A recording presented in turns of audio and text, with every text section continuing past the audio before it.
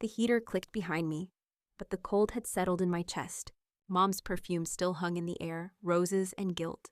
I stared at the envelope, my name printed neat, my college fund, everything I'd earned, now up for discussion. Jasper wanted it for a honeymoon. My parents said I should give it up. For family. I tightened my grip. The paper crinkled. My throat burned. Where in the world are you listening from, if you believe some things are worth fighting for? Subscribe now. Most people in Maplebrook know my family by our shop sign. Quinn's Sewing and Repair, since 1972. It hangs crooked above the glass door. Dad says it adds charm. The smell inside never changes. Lemon polish, faded denim, old oil. It clings to your clothes, your skin, your memories. I grew up among needle clatter zippers, squeaking radio crackling old country songs. My parents called it modest living. I called it tight. Jasper never stayed long. He was always too busy, too brilliant, too meant for more. He's got that sparkle Mom used to say, don't dull it with chores. So I did the folding, I swept stitch tagged, and smiled when they called him our little star. I didn't mind, not really. Not until I saw how far they'd been for him. The first time Jasper crashed his car, Dad pawned his wedding ring to cover repairs. The second time, they blamed the rain. But when I asked for money to join an art summer program, Mom just laughed. Dream smaller, sweetheart. It was Grandpa Wren who saw me, really saw me. He'd stop by the shop once a week, hand me a cherry soda, ruffle my hair, and ask what I'd design that week. I showed him napkin sketches, coffee tables, bedroom lights, bookstore layouts. You've got vision, he'd say. Don't let this town make you shrink. He died 5 years ago, cancer, quiet, fast. After the funeral, the lawyer read his will. To everyone's surprise, he left me a college fund. Only me, not Jasper, not the family. It was small but enough to give me a shot at UCLA, my dream school. I still remember the day I told Mom. She folded a shirt in silence, then muttered, it's just design. Why not community college? Dad said nothing, just fixed the busted Singer machine and hummed along to George Strait. Jasper, of course, smiled and said, good for you, sis. I didn't know Grandpa played favorites. Zadie, my best friend, was the only one who got it. You belong out there, she told me, not in some dusty shop fixing pant hems. I kept the fund untouched, didn't splurge, didn't flex.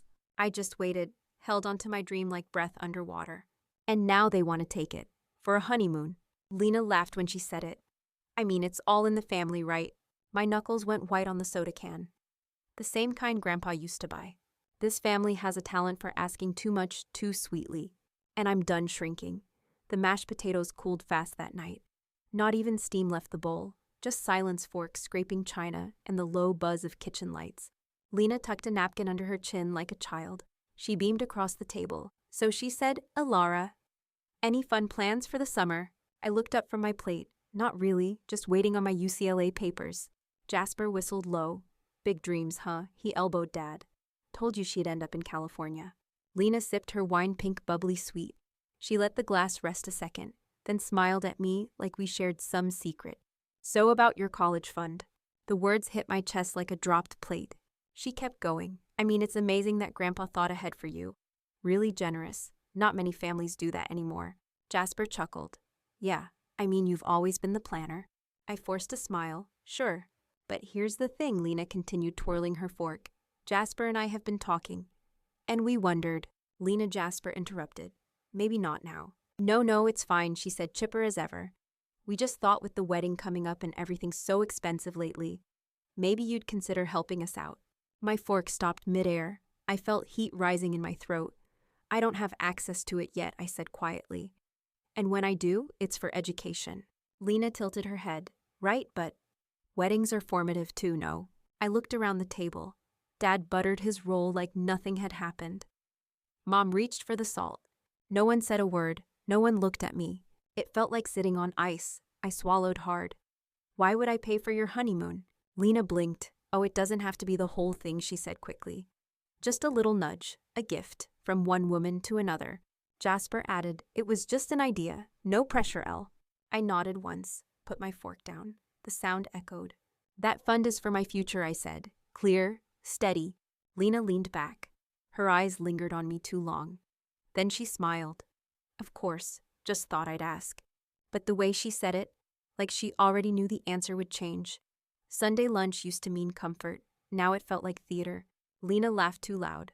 Jasper watched me like I might explode. Mom stirred her tea without sipping it once. Aunt Janice asked about your fund, Lina said suddenly. Eyes bright, smile sharp. I told her how exciting it must be, having all that support from Grandpa. I frowned. I never mentioned it to Janice. Lina shrugged. Oh, maybe it came up. People talk, you know. I pushed my chair back slightly. The legs scraped the floor harsh and dry. I just want to focus on school. Jasper reached across for the pepper. He didn't look at me. Emma said the same thing once. Then she met me. Lina giggled. Some things are bigger than degrees. Mom cleared her throat. Elara's always been the quiet type. Then added, still, you do have more than most. I stared at my plate. Dry chicken, no salt, but I couldn't taste a thing. Later that night, Zadie met me behind the shop. We sat on Crate's legs swinging in rhythm. They're setting you up, she said. Her breath made little clouds in the air. You know that, right? I hugged my knees. They're just excited. Weddings make people weird. Zadie rolled her eyes. Elara, be real. They want that money, and they're turning you into the villain for saying no. I didn't answer. Couldn't. My phone buzzed. A text from Cousin Mallory. Wow. Didn't know you were loaded. Must be nice. I showed it to Zadie. She swore under her breath. This is how it starts. They guilt you, then isolate you. Then when you finally give in, they act like it was your idea. I wanted to scream or cry or both, but all I did was nod. Zadie squeezed my hand. You need to decide, are you protecting your future or their feelings? The wind howled. The sewing shop lights flickered inside, and I felt the line between us and them start to tear. Mom texted me family dinner tonight. Just us. Let's clear the air. I wore my thickest coat, still felt cold walking in. Jasper and Lina already sat at the table, candle lit, napkins folded, no food. Dad looked up. Glad you came, kiddo. Mom gave me a nervous smile. Let's all just talk. I stayed standing. About what? Lina folded her hands neatly. We've all been feeling tension. This doesn't feel like family anymore. I said nothing. My hands curled tight in my sleeves. Jasper cleared his throat. Elara, we know the college fund means a lot to you, but we're in a tight spot. Even just a portion would really help us start life together. A portion, I repeated, of my future. Lina leaned forward. It's not just about us. It's about healing the family. You holding on to that fund, it's creating distance. My jaw tensed. I'm not holding it. I'm protecting it. And it's not available yet. Dad finally spoke. Mia, he said softly. Sometimes keeping the peace matters more than being right. That stopped me, like a slap without sound. Mom dabbed her eyes with a tissue. We raised you to care, to give. This isn't you. I wanted to scream. How would you know? Instead, I stared at my reflection in the silver teapot. My lips were trembling. So what do you want? I asked. Half all of it. A thank you card with a check. Lina looked wounded. Jasper winced. No one's demanding anything, Mom said. We're asking. From family. That word again, used like a blade, thin, sharp, beautiful. I pushed my chair back. It didn't screech, just slid smooth, like this had all been rehearsed. I'm not the problem, I said. The problem is, you all think I owe you something. No one followed me to the door, not even Jasper. Only the candle flickered behind me as if the house itself exhaled disappointment. It started with a text from Aunt Margie. Sweetheart, I'm sure you'll do the right thing. Jasper's counting on you. Then came Cousin Reed. Hey, if I had extra funds, I'd help my brother too. That's just what we do. My hands shook reading it. Each message carried the same rhythm, the same guilt. Different senders. Zadie stared at my phone, jaw clenched. They're running a campaign, she said. This isn't family talk. This is strategy. I didn't respond. Couldn't. The words stuck behind my teeth.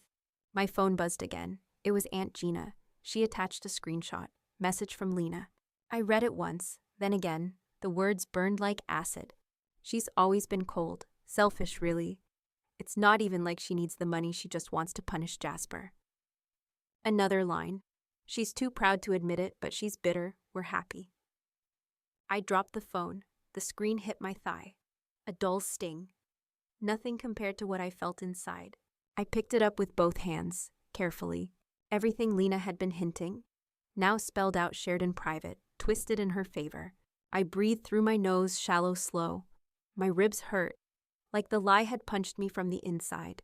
Later that night, I confronted Dad in the kitchen. He was wiping down the counter. Same rag, same circles. Did you know Lina's been messaging people about me? I asked. He froze mid-wipe, then blinked. She's just venting, honey. Weddings are stressful. I stared. You think slandering me is venting? He didn't meet my eyes. She's under pressure, and you've been distant. I almost laughed, but it caught in my throat, thick, sour. I turned to leave. He didn't follow, didn't call my name. In the hallway, Mom stood holding folded towels. She said nothing, just stared like I was a stranger in her house. Outside, the air bit hard. I leaned against the porch rail. The wind sliced through my coat, but the fire in my chest burned hotter than any Vermont winter. Let them talk, let them whisper. Because now I had proof. The snow was falling sideways, thick, slanted, angry. I sat alone by the kitchen window, cup of cold chamomile in my hand, staring at nothing. The house creaked. My phone buzzed beside me again. I didn't look. In the silence, Grandpa's voice came back. That night on the porch, 2 weeks before he passed, he held my sketchbook with care, like it was glass. This world will ask you to shrink, Elara, he said. Don't you dare. He looked tired that night, but his eyes clear, sharp, full of fire. Use what I leave you, he said. Use it for something that matters. I blinked and the memory vanished into the wind. My heart thudded, not fast, just steady, certain. I walked to my bedroom, closed the door, locked it. Opened my laptop, typed slowly, estate attorney near me. The screen lit up with names, reviews, phone numbers. My hand hovered over the touchpad. A voice inside me whispered, "You're really doing this." I clicked, filled out the form, hit send. Then I sat back, closed my eyes, and let the heat from the radiator crawl up my spine. They wanted to push me into a corner. Fine, let them see what happens when I stop backing down. The law office smelled like lemon cleaner and old wood. I sat across from Elias Thorne, gray hair, sharp eyes, no small talk. He flipped through my documents, tapping a pen against his chin. "This is solid," he said. "Your grandfather made sure of that." I exhaled slowly, so they can't touch it. "Not without your signature, and even then only for educational use, legally airtight." I nodded, but my throat stayed tight. "Does it count as harassment if they're not threatening, just pressuring?" He leaned back. "Depends how far they push. You said they've started a smear campaign." I slid my phone across. He scrolled through screenshots, the Lina texts, the family messages, even the group chat quotes. His brow lifted. "This isn't pressure, Ms. Quinn. This is coercion, and it's ugly." I wrapped my fingers around the edges of my chair. "The worst part is, my parents are letting it happen." Elias was quiet for a moment. Then he said, "Start documenting everything, every call, every text. Keep a folder, time-stamped." "I've started already," I said, "and I've got voice memos." His mouth twitched into the faintest smile. "Good, let's make sure they never see you coming." That night, I played my part, sent Lina a text. "Been thinking about what you said. Maybe there's a way we can talk this through." She responded in under a minute. "OMG, Elara, that's amazing. I knew you'd come around." Heart emoji. I stared at the screen, then dropped the phone on my bed. Outside, a plow scraped the road. The snow was starting to melt. Over the next few days, I softened my tone, nodded politely, let Mom hug me. At dinner, I asked Jasper about honeymoon destinations. He blinked, then smiled. Lina beamed. "There's this villa in Santorini," she gushed. "It's so us." I asked for the link, laughed when they joked about family generosity, and every word, every look went into the folder. I recorded one conversation with Lina at the shop. She said, "Honestly, I admire you. You've held onto that fun so tight. But don't you ever get tired of holding back." I smiled, tilted my head. "Maybe?" She leaned in, whispering, "It'll feel good to let go." I nodded, clicked stop on the recorder in my pocket, and said nothing. By the end of the week, I had everything. Their words, their motives, their timeline. I sent it all to Elias. One word came back. Perfect. The next step would need precision, timing, impact. And I was done waiting. Silence. Then action. Sunday morning, I woke up before the sun. The group chat was quiet. Last message, "Dad, don't forget Jasper's cake." Typical. I scrolled back to Lina's gushing texts. Selected the worst one. "Don't worry, she'll cave. I know how to work soft girls." Attached the screenshot. Hovered over the send button. My heart thumped, fast, but not afraid. I tapped. The message flew into the Quinn family thread. Read, delivered, silence. I tossed the phone face down and waited. It took 5 minutes. Then, Elara, what is this? Dad, Lina, please explain. Lina, you're twisting things. I was venting. She's making me look evil. Jasper, Lina, is this real? Typing, stopping, typing again. I waited. Then came the second blow. A full recording that day in the shop. Lina saying, don't you ever get tired of holding back. I dropped it in no caption, just the file. Reed left the chat. Aunt Margie sent one word, wow. Jasper tried to joke. Okay, can we just chill a sec? But no one laughed. Lina finally snapped. This is insane. She's framing me, manipulating everything I said. And all I did was hit record. The message hung there, a quiet no one could answer. Zadie texted me separately. Damn, you didn't just burn the bridge. You lit the river. I didn't smile, not yet. Later that day, Jasper showed up alone. No ring, no Lina. He stood on my porch, hands in pockets, eyes low. I didn't know it got that bad, he said.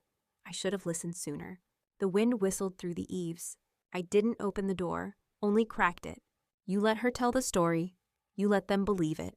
He nodded. I know. A pause. I ended it. I blinked. No answer came. Just the sound of gravel shifting under his feet. I'm sorry, Elle. His voice cracked, but I didn't. I closed the door gently. No slam, no scream. Just a click.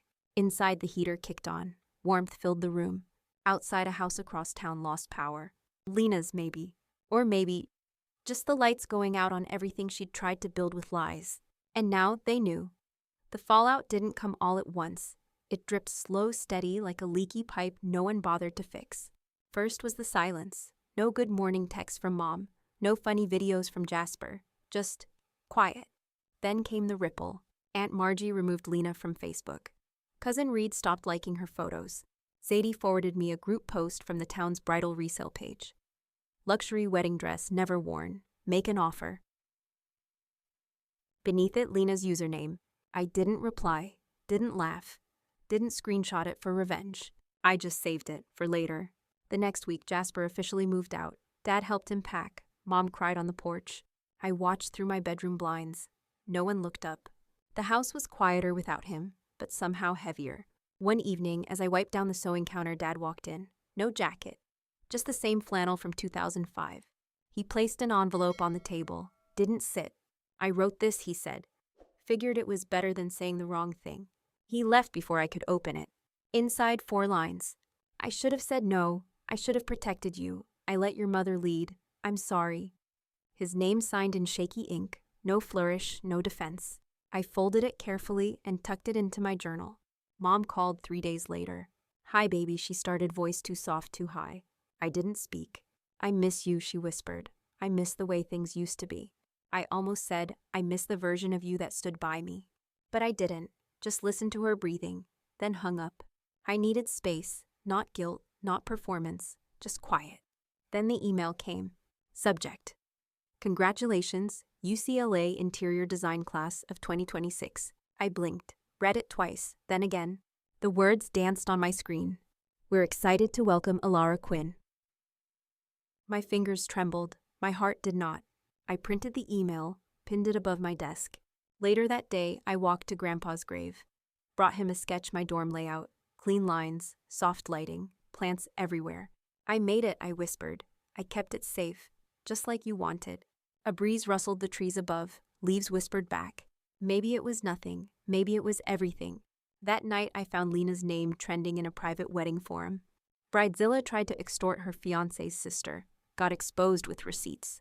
The comments brutal, unforgiving, true. Still, a strange ache sat under my ribs. I didn't want her ruined. Just stopped. Zadie called me that evening. You okay? I leaned against the windowsill, watched snow melt from the roof.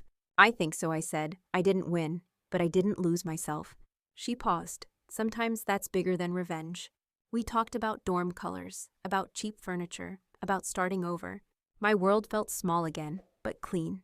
In the final week before I moved, Mom showed up at the shop. She stood by the door, hands clasped, eyes red. I brought lemon bars, she said, like old times. I didn't reach for the box. She stepped forward, voice low. I know I failed you. I don't expect forgiveness, but I'm still your mom. I nodded, didn't speak, Didn't slam the door either. Some wounds take time. Some boundaries once drawn stay sharp for years. But she turned to leave with tears in her eyes, and I didn't stop her. That night, I packed the last box, taped it shut, labeled it Future. The heater clicked behind me, same sound as always. But I felt new. My dorm window faces west. At sunset, the whole room glows gold. I set up my desk just how I sketched it. Soft lamp, potted ivy. One photo, me and Grandpa laughing under a paper lantern. There's no sound of sewing machines. No voices behind closed doors. Just the hum of a new city and the quiet of peace earned. Sometimes I still hear Mom's voice in my head. Sometimes I miss who I thought they were. But I don't miss shrinking. I didn't protect that fund out of pride. I protected it because it was mine. And when people tried to guilt me into surrendering it, I remembered, I owe no one my dreams. Not even family. It doesn't make me selfish. It makes me whole. Out here, I'm not the sister who said no. I'm Elara Quinn, designer, builder, healer of broken shapes. You don't have to burn down everything to rebuild. But sometimes you do need to shut the door and walk forward. Where are you listening from? Have you ever had to defend what was yours, even from the people you love? Subscribe for more true stories where justice starts with one quiet voice that finally says enough.